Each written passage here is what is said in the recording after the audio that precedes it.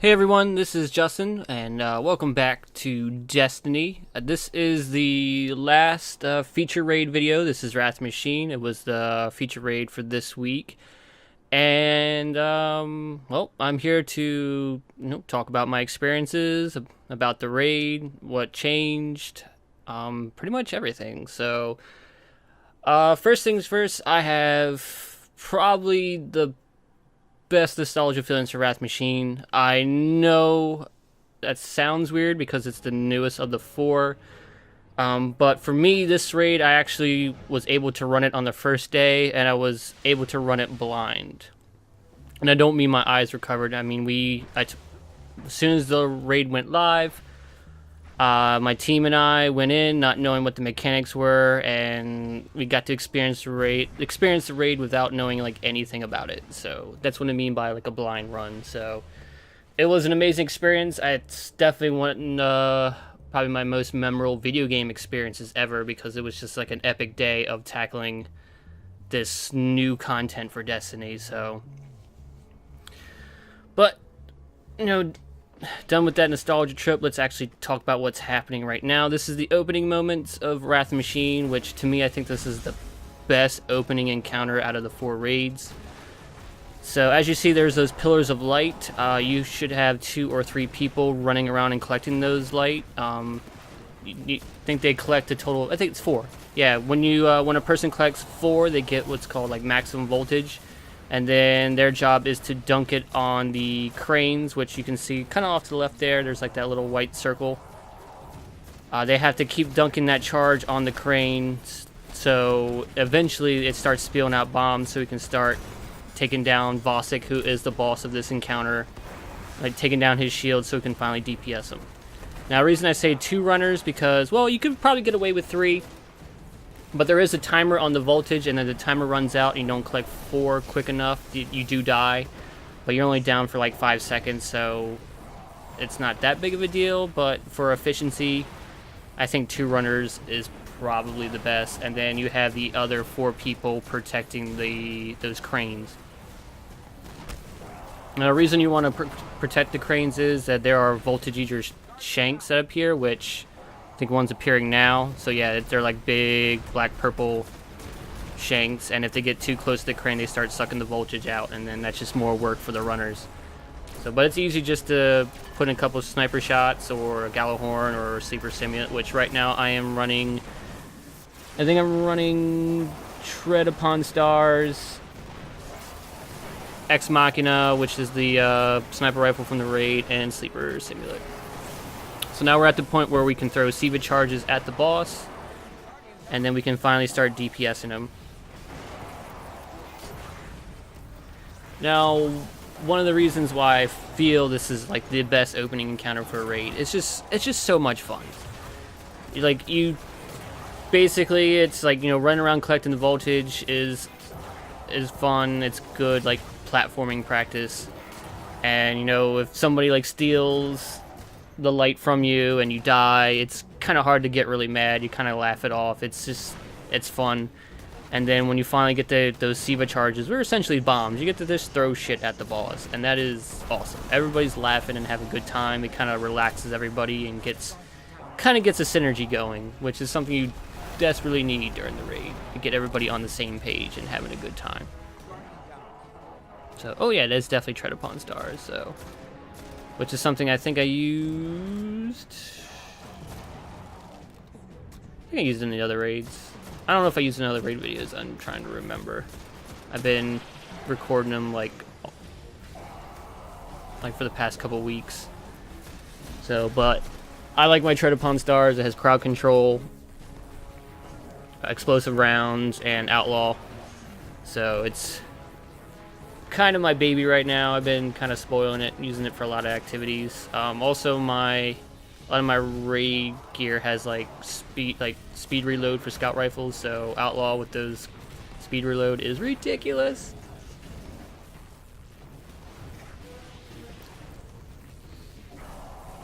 So this counter isn't very long. I know some people can actually just kind of one phase Vosik, but it is kind of tough. I mean, it depends on what classes you have. I'm running my Warlock, so I'm on like Sunsinger all the time. Just so if the off chance that I die, I can just self-res and everything's cool. But I think if people have like if there's a lot of Titans and Hunters, you can easily, stack that DPS and take Vosik down in one phase. The only thing that's like a little troubling is like Vosik tends to move around a bit when he's getting shot, so his crit is his head. So it's not the easiest thing to hit depending on which side you're on. So, but I mean, it's not that long of a counter, so if you two-phase them, that's no big deal.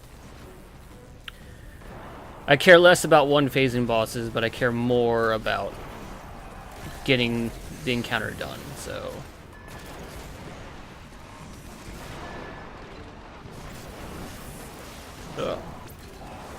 It seems like it's not. Now I'm looking at it. I think for all three of my Wrath runs, like I don't get to see my charges that often. So whoever's there with the center with me always picks it up, and I'm like, well, I'm just gonna shoot him then. So see, bam, there you go. So you're not defeating Vosik here. You have to. There's actually another boss fight coming up. So, but now we get to the jump section of the raid, which there is 2 of them. I'm not going to call them puzzle because it's not really a puzzle, it's just you jumping from platform to platform, so. But when Bungie was talking about this raid before it went live, they basically the theme, which all the raids have a theme. So like Crota was supposed to be like an action movie, King's Fall was supposed to be like a horror movie. I don't remember what they said about the Vault of Glass. I think to me Vault of Glass is a lot of like mystery and there's an exotic. So this video has all the chests too, so if for whatever reason you don't know where the chests are, you'll find them here. Except for the chest for the, that involves the Outbreak Prime exotic, so that's not going to happen. At this point we all have Outbreak Prime, so it's no big deal. But yeah, for this raid, they said it's about collision, so in their words, shit smashing into other shit. Which it definitely is, because it's a lot of like interaction and like throwing like Siva charges is big theme for this raid too, so it's a lot of just throwing stuff, and then when you get to the Axis fight you get pretty personal with Axis. So I forgot where we're going. Like I haven't done this raid since like the fall of last year, so I like turned, I was like, wait a minute.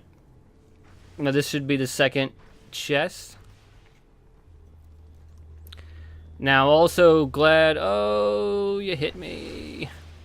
I'm also glad that they kept the Siva cache keys, because I was trying to get the rest of the armor for my Hunter, my Titan, which this week I failed miserably. I was only missing the boots for my Hunter, and I didn't get the boots, and then my Titan was missing the chest piece and the class item, and I only managed to get the class item, so... But I still have, like, a shit ton of keys left, so when I run Wrath Machine again, which I may not run it until it's a featured week again, but we'll see. I'll have multiple chances to get those items, which I will talk about shortly. If you've never experienced Wrath Machine, they're cache chests for the 3 main encounters, which is Vosik, which is next, the Siege Engine, and Axis, so I'll explain that a little bit once we kill the boss. Not like the King's Fall video, which King's Fall is a long raid. I did leave like 1 failed attempt for some of the encounters, which I'm kind of happy I did, because I felt like in King's Fall when I was doing the audio recording that I was kind of rushing through the mechanics a little bit. So this kind of gives me a little bit more time to talk about it. So for Vosik, you want to split into 3 teams of 2. So 2 on the left, 2 in the middle, 2 on the right. Now Vosik is spawning in. Now this encounter works a little bit like the opening one, so you're going to want to get the Siva charges to take down his shields. However, it needs, like, you need to throw them at the same time, so there's a total of 6 charges, and to get the max amount of damage on his shield, you want everybody to hit him pretty close to the same time. So we usually have one person count it down, and then we all throw it at Vosik. Now at this point, Vosik is going to have a monitor behind him turn on. Now if you don't take down the monitor, which it's that center one right above him right now, but I think we're about to wipe anyway because someone died in the middle. If you don't take down the monitor quick enough, he does his Siva density attack and just basically kills everybody.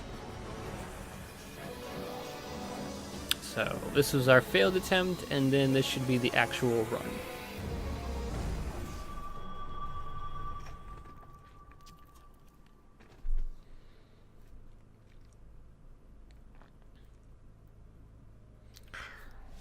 Now, not including, if you don't factor in the challenges, I feel like this fight is harder than Axis himself. Especially with my experience with it last year, I just felt like hard mode Vosik is just a big pain in the ass.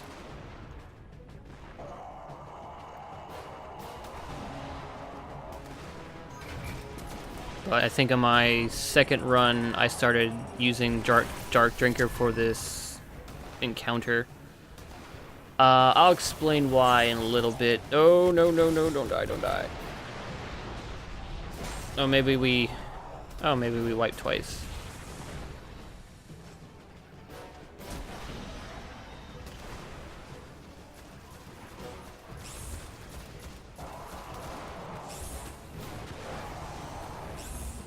Looks like I missed one, but whatever. It gives me time to explain this encounter a little bit more. So I'm still running Sunsinger. I'm debating on sticking with Stormcaller from now on, because I don't die very often as my Warlock. And on the ability to wipe out ads. Oh no, maybe I may do Voidwalker. Voidwalker might be better because Stormcaller, I think that super takes a little bit too much time. So just throwing out a Nova Bomb might be better for captains and stuff like that. So I'm pretty sure this is the run. But I said that about the last one, so we'll wait and see here. Now, right now, ad-wise, you're mainly dealing with the Spotty Searcher eggs and Vandals, which kind of sucks because when you get precision hits on them, they do that stupid, like, red Siva charge. No, Siva charge is like the bombs. It's like a little Siva grenade that spawns and then, like, tracks you down. So there's the monitor. So as long as somebody calls it out, everybody can quickly DPS the monitor and keep Vosik from doing his Siva density. So now it kind of resets, so we're waiting for the charges to drop again. Now usually a Siva charge will drop from the front and the back. You definitely want somebody in the front. Whoever's like going for the front one should be something like somebody that could definitely deal with the ads going forward. So I think I stuck to the front because I had my Sunsinger and I had my Radiance self-res going, so if something happened I could just resurrect. But like Hunter with invisibility is a good idea, or having a Titan with a bubble. And that's only if you have multiple Titans. So on the third, the third Siva charge, you have a captain that spawns on each of the sections. And captains is something you definitely want to take down as quickly as possible. Oh, somebody, I guess whoever was counting for this was a little off. So you want to save, if you're using like I said, Voidwalker, it's pretty good for the captain. I started using Dark Drinker, which is the avoid exotic sword. So as long as the other person that's on my section has like a sleeper or a Gallowhorn for the boss itself, you can kind of run Dark Drinker and then they can just focus on the captain. But otherwise, you're using that heavy on the captain because you want to make sure that captain is dead.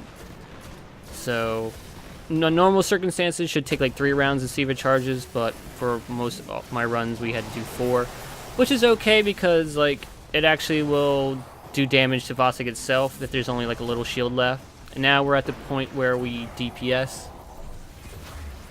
Now during the DPS phase, there is 2 Shiva charges drop. When it's the normal version of the raid, or like a normal hard version of the raid, you can just throw the Shiva charges at the boss. But for the challenge mode, you need to save the Shiva charges for the clean room. Now, the way the clean room works, after you DPS, Vosik will always do his Shiva density, so you run into one of the clean rooms, you destroy the lock by the door, and then that'll create a force field that'll block you from the Shiva density. For the challenge mode, you have to use the Shiva charge on the lock to trigger the force field. So you always have to use the Shiva charges for the locks, and you have to use all the clean rooms, which there's a total of 4. Now, the game will randomly select 2 of them. There's 2 on the left, 2 on the right. So you can have 1 on the left and 1 on the right, or you can have 2 on the left or 2 on the right. So the Shiva charge people definitely need to call out which room they're running in, and then the rest of the team has to just basically pick whatever the closest room for them and then get in there, and then the player holding the Shiva charge will throw it and then bring down the force field for that. So for the challenge mode, you gotta do the Shiva charges on the locks. You have to use all the clean rooms, so you have to do. You're gonna basically be doing 3 damage phases. So you have to do the first 2 damage phases, the ones you're gonna use up all the clean rooms. So you're gonna use the 2 for each run. And then on the 3rd damage phase is when you have to kill Vosik, so... Which is... Killing Vosik is easy. It's just getting to that point is the hard part, because there's a lot of ads and just like bullshit going on. So we're already at the captain part of the first phase. Get my phone out of the way. So we're pretty close to our 2nd damage phase. There we go, 2nd damage phase. So Titans with their weapons of light, Hunters with their tethers. Go to town with Sleeper and Sniper. Now, like I said, this is 2nd damage phase. We have to do 3, so we can't kill them quite yet. We gotta take out the last 2 clean rooms. Which only in hard mode you have to actually slide under the door. In like normal mode, the doorway is like wide open. So thanks Bungie for giving us that extra extra thing we have to do. So this is the last. So this will be the 3rd damage phase, and after a certain point of Vosik's health, I think it's less than half, he will start summoning Shanks, which Shanks I think is the worst part of all this. So you got to deal with regular Shanks, and of course you have to deal with Exploder Shanks. Like I said, every time you throw a Shiva charge, you also have to deal with one of the monitors behind Vosik, so to listen for that call out and then DPS it with your sniper rifle or your primary. Which I think I stuck with primary when I was using Dark Drinker as my heavy, because I needed my sniper rounds for Vosik himself. Which you need high impact sniper rifle, always high impact. So Ex Machina, Devil's Dawn,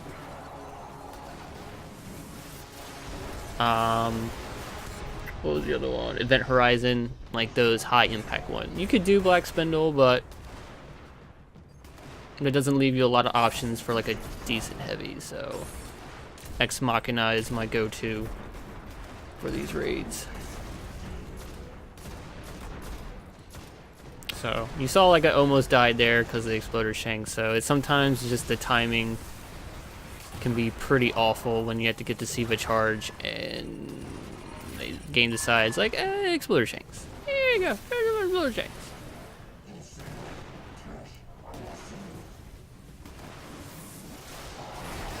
Nope, not quite.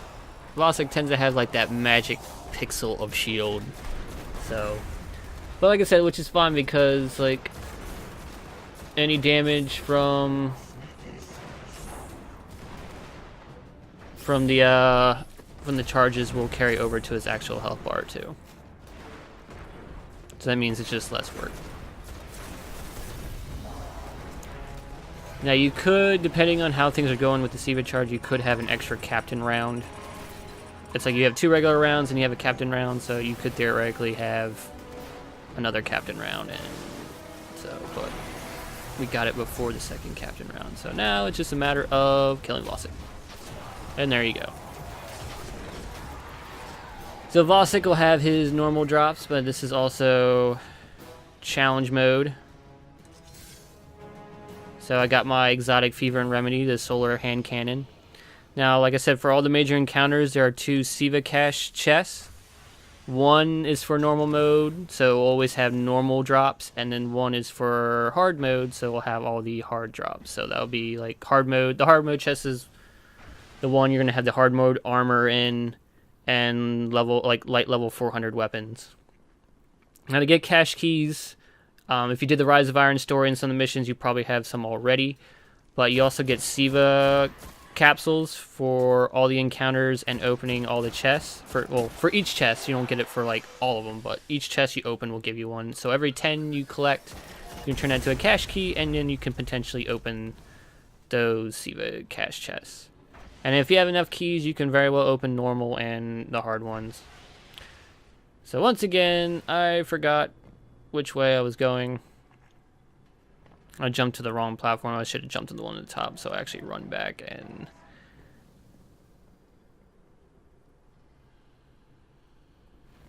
to get back up there.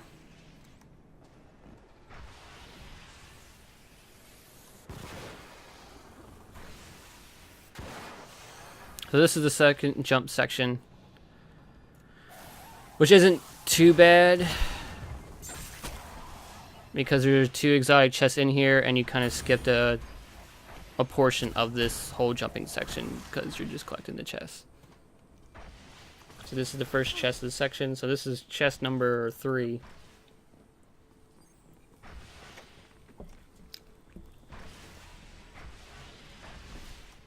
And then there'll be the 4th chest shortly after this.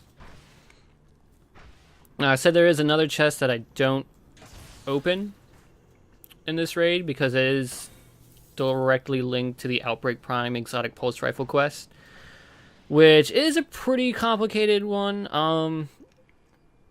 There's actually monitors hidden throughout the raid that you need to turn on, and then eventually towards the end of the raid there's like a whole, like, I don't know what to call it, like a SIVA diamond room or something. It's like a server room. And then there's 2 other monitors that are right before that. Now you have like 4 people in the monitor room, and then you have 2 people dealing with the monitors in the previous room. Again, this is later on in the raid. And then you have the 4 people in the actual like server room. So basically the 2 people turn on the monitors and they get like a binary code, which you need to convert into like a number, and then which those numbers represent like a row in the column of which server like people need to jump on. It's a pretty epic quest. It was, I think I talked about it on the Game of Year podcast, like the night where like Dado, who has his own like Destiny channel on YouTube, like kind of broke the news about it, and then that night we all like went and did that quest to get that exotic pulse rifle. So if you have a chance, look that up if you've never heard of it before. I said it's pretty amazing how these guys figured it out. And it's not a long quest, but it does involve running the raid twice, which I think we started the quest shortly after midnight, maybe like 1 o'clock, and then I think we finished it like 8, 9 in the morning or something like that. So it was like an all-night thing. So here is me converting this SIVA key fragments into a cache key. So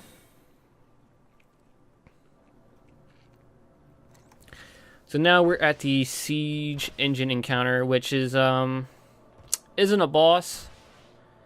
It's I guess it's kind of puzzle-like, but a lot of shit is going on, and you got to be quick on your feet, get the ads down, and keep yourself from dying, basically. So to start an encounter, you need to kill all the ads. which we're kind of waiting for people at this point because, you know, jumping on platforms is not the... It's not a strength for every player. Oh, I'm switching to the Radagast artifact because that gives you more sword ammo. Because I'm basically going to be using Dart Drinker for the rest of this raid. Those exotic swords are so good.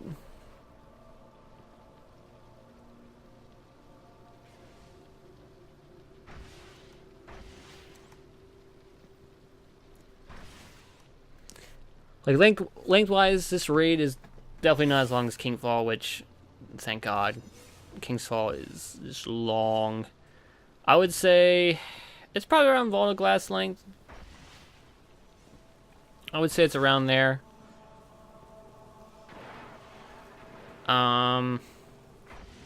It's definitely longer than Crota. Crota is the shortest of the four.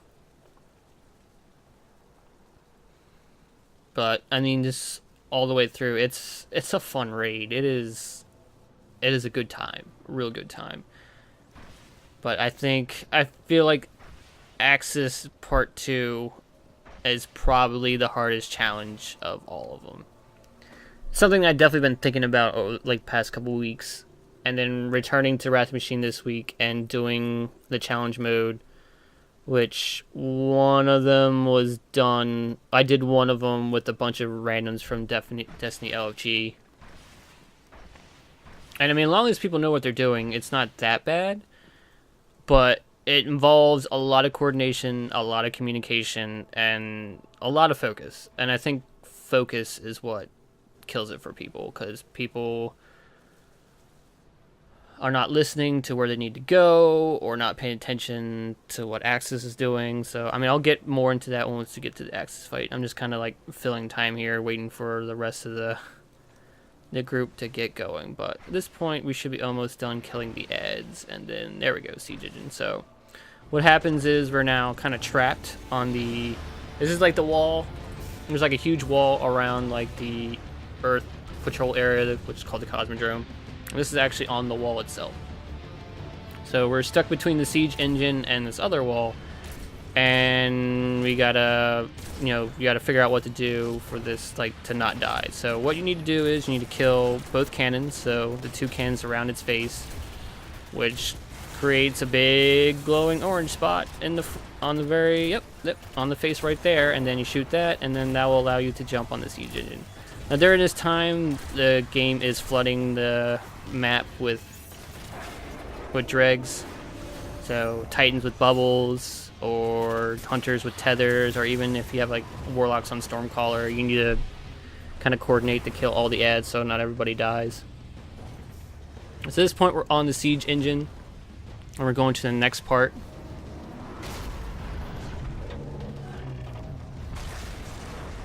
So we can jump off and head on to the other end of the wall.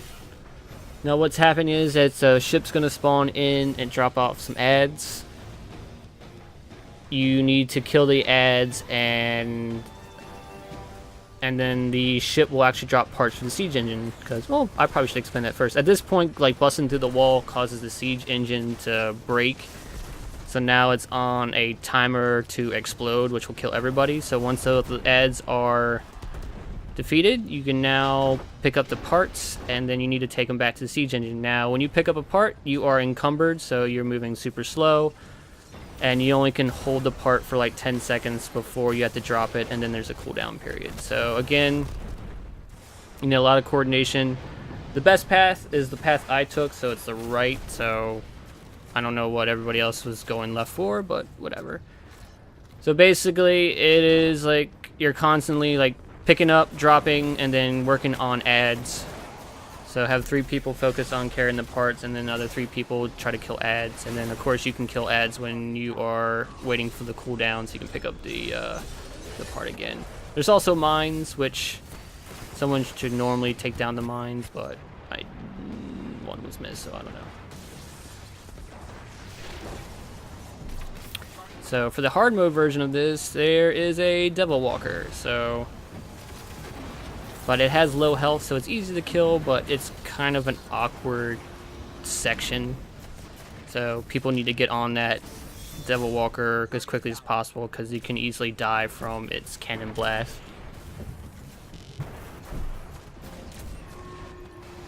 And then it just, it's just like a normal Devil Walker, so take out one of the legs and then go to town on its weak spot.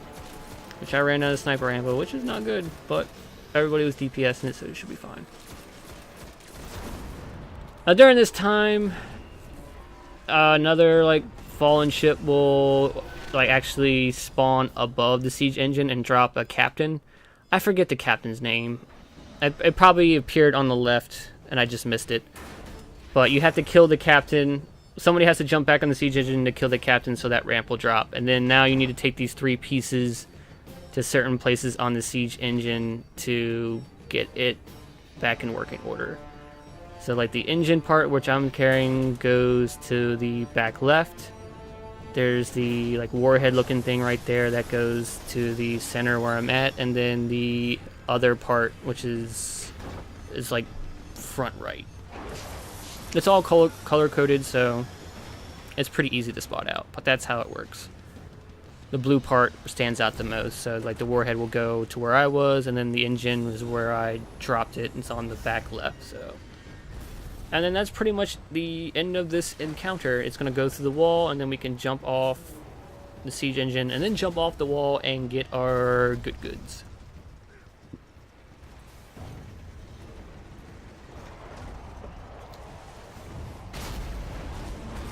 And of course, if you're too close to the wall, when it explodes, you can die. So, but yeah, it's a fun encounter. I mean, I probably would like to like another boss in there, but it's probably one of the most memorable encounters of like Destiny to me is the siege engine, because it's just so different, and then it's just so much fun. So there you go, you got the chest from defeating the siege engine, and you have the 2 cache chests for normal mode and hard mode. So, which my warlock had all the armor, so it was just in the trash it goes. I also had all the legendary weapons too, so in the trash it goes. So normal loot and then hard loot.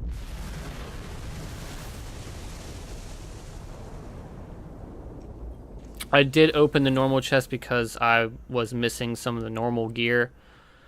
There are raid shaders, and for Kingsfall and Wrath Machine, if you collect all the armor pieces, you unlock the shader for use. And I had it unlocked under my hunter. Surprisingly, I didn't know, like, I didn't think I did, but when I went to the kiosk in the past, a couple weeks, I noticed it was unlocked, so I figured I can just try to get the remaining pieces for my warlock, so I can have that shader unlocked, and I don't have to do like some vault trading to have the shader on this character. So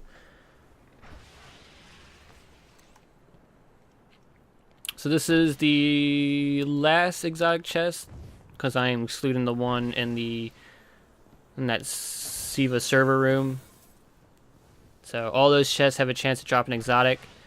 Keep in mind it can drop a normal mode or a hard mode exotic. So normal mode is going to drop at like 385, and then the hard mode one is going to drop at 400. And that's maximum light. So if you're below any of those, it's not going to drop at, like, if you're below 400, it's not necessarily going to drop at 400. So you can end up getting an exotic that's like 385 on when you're playing hard mode, so you have that chance. But then you also have a chance of getting 2 exotics out of it, so it's not a bad deal. And it's easy to get gear to infuse at this point, so this is, I guess you consider this like a wind down section. So nothing too serious going on. We're basically running to the final boss room at this point.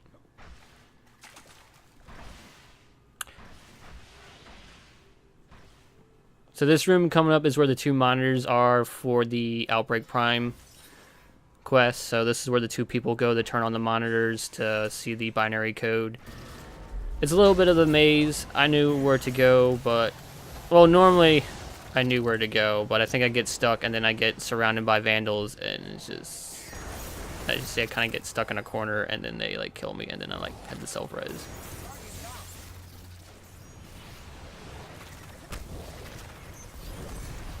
So I should have, if I was a little bit farther to the left, that would have been fine, because you turn right and then bam.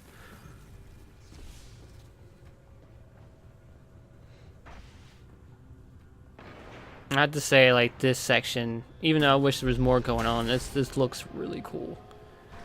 Definitely like ominous and like building that tension for the boss fight. Now this is the actual server room, so you see that diamond in the center, and then off to, you see the kind of like the servers or batteries. I guess it would look like batteries.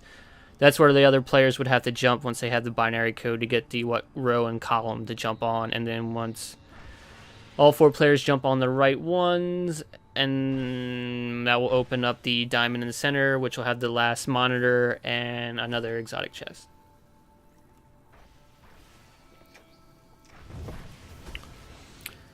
And now, in typical Destiny fashion, you gotta wait for everybody to be by the door before it opens.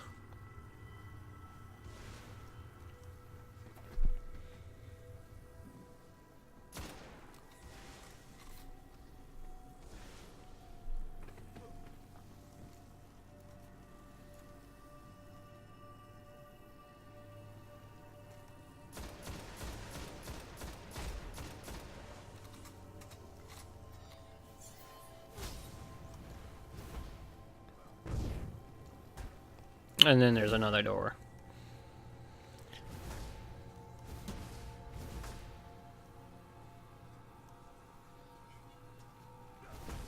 And then this awesome staircase to the boss room. Oh, someone died. Guardian down.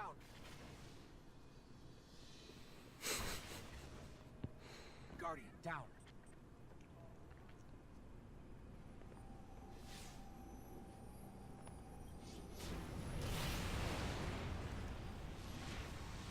And now we reach the final boss room.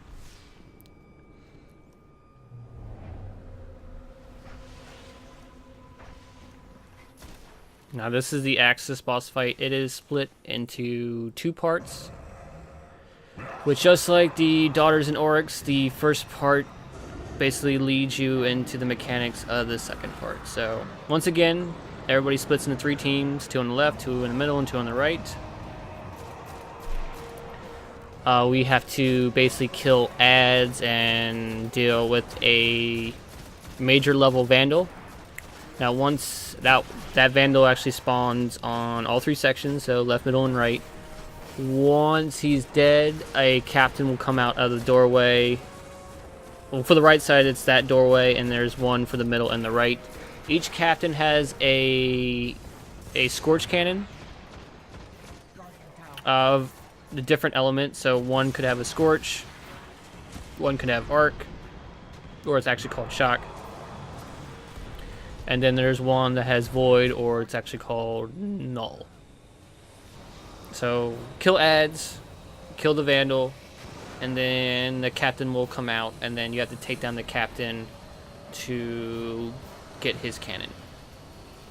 Now before you start this encounter, you kind of want to pick out who is going to use the cannon or who's going to throw Siva charges, because if somebody picks up the cannon, they can't pick up the Siva charge. So you got to have those players picked out, and then they are dedicated to those roles throughout this entire encounter.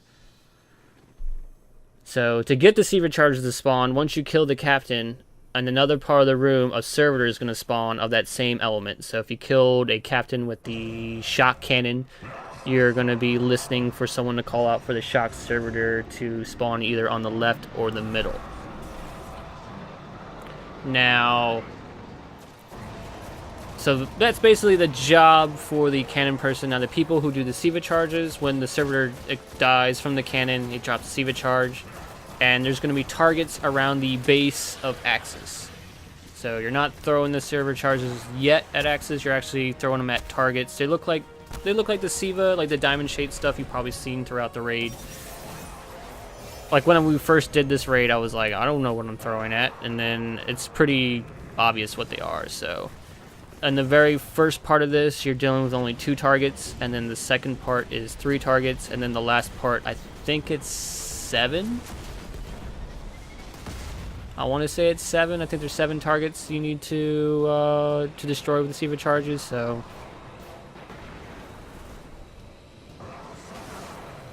in that last like section, we're dealing with 7 SIVA charges. That means you're gonna be killing more than one servitor with your cannon.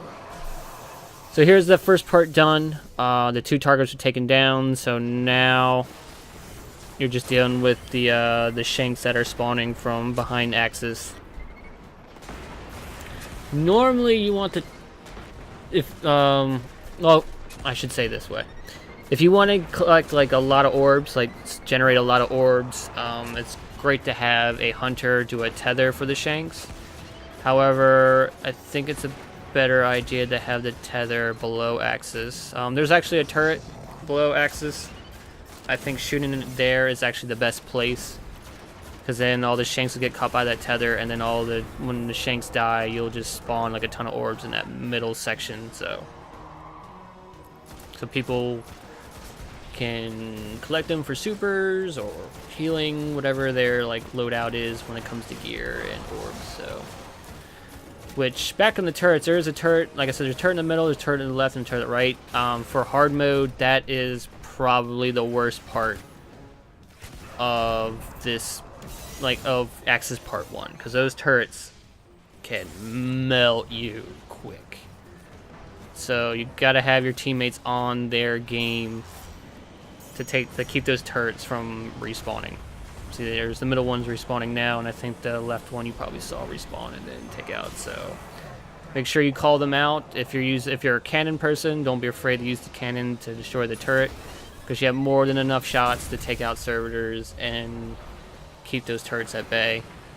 And then hopefully the ball throwers also will work on the turrets as well. So as long as you keep everybody informed when turrets are spawning, it should be fine. So 3 targets were taken down, and now it's back to dealing with shanks.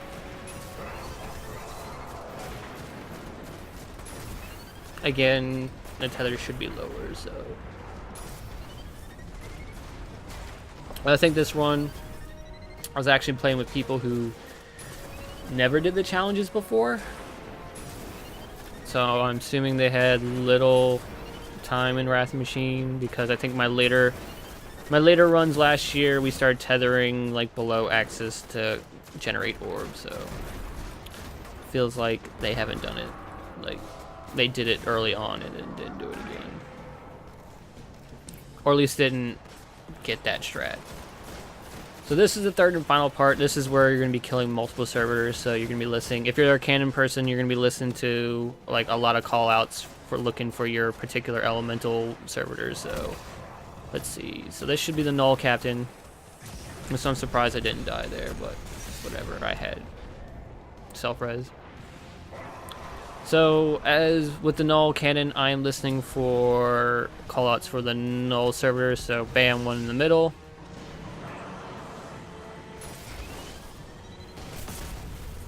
And there's the turrets respawning, and then you see the glowing spots, those glowing like plus signs. Those are the targets you're aiming for when you are throwing the SIVA charge, and some can actually be on the wall off to the left and the right. So you can see one on the left there.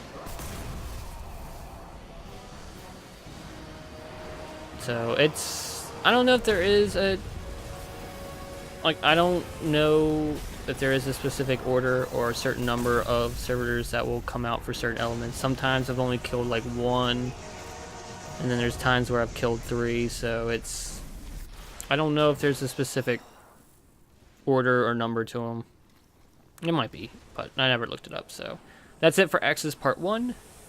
Get your goods, which that chest can also drop exotics, but it's normally for like artifacts and ghost shells, and as you see, I got like a normal mode and a hard mode ghost shell.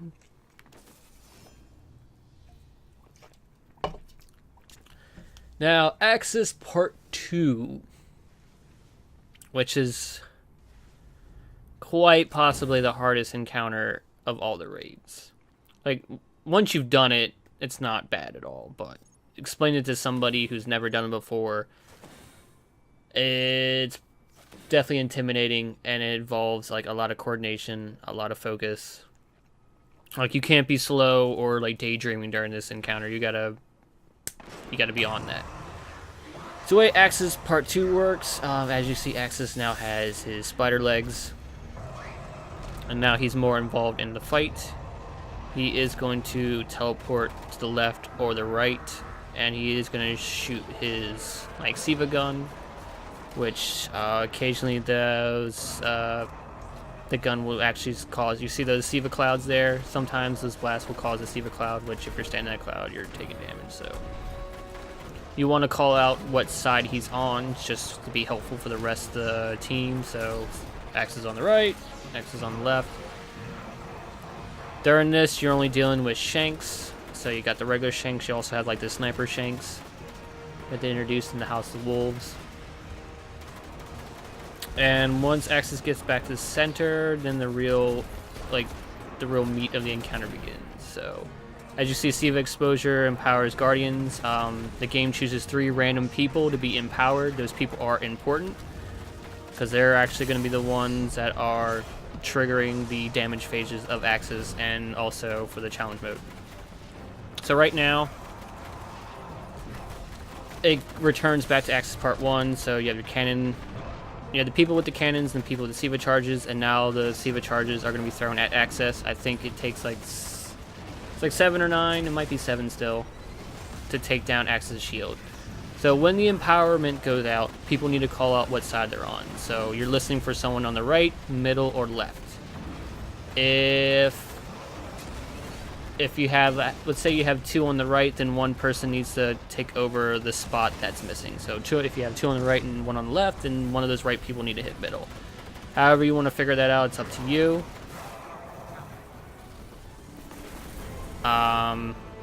I know some people would say like, well, the cannon runners should always be the one that moves, which I mean, that's actually a good strategy to do. It makes it easier just to figure out. But you want to hear those call outs right off the bat, so you can start making that plan while everybody's taking down their captains and servitors. Now, this is what I do. Before somebody throws the last Siva charge at Axis, which is pretty obvious, when his last charge, his shield has like a little bit of health left. That person needs to call out that he has the last Siva charge, and then to make sure that all the empowerments are either on the left, middle, or right. And then once people are in places, because you do have a little bit of time there for people to move around and get to where they need to be before Axis will kill everybody.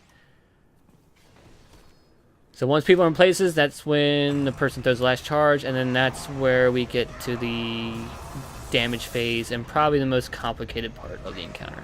So once the last Siva charge hits Axis, he will teleport in one of 4 spots. There's a spot on the left, a spot on the right, and there's 2 spots in the middle. One in the front, right below where Axis is right now. And then there's one on the back middle, which is, you'll probably see it at some point. So basically what you need to do is he'll teleport there and his back will be exposed. The people with the empowerment need to run to Axis and dunk on his back, which you'll see shortly. So once you dunk on his back, he is now open for damage. Now the window for this damage is short because you have to do this 3 times. He will teleport 3 times, so you have to dunk on him 3 times. So every time somebody dunks on him, the empowerment switches to 3 random people again. Sometimes you may get it twice in a row, so just be prepared for that. But basically, once someone dunks on them, there's going to be 3 new empowerment people. You have to make sure those people are in their places, left, right, and middle, before he teleports again. So that as soon as those empowerments go out, you got to make sure you're moving those people around. Don't worry about damage, because this is not the meat of the damage phase. After his 3rd teleport is when you're going to be putting in the most damage. So as soon as his empowerments go out, everybody move to the position, then you can get back to shooting for Axis and wait for him to teleport to the next spot.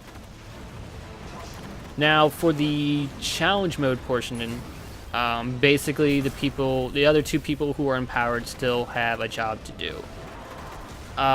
You'll see shortly, but there is a spot on the left, middle, and right, where the empowerment people can dunk.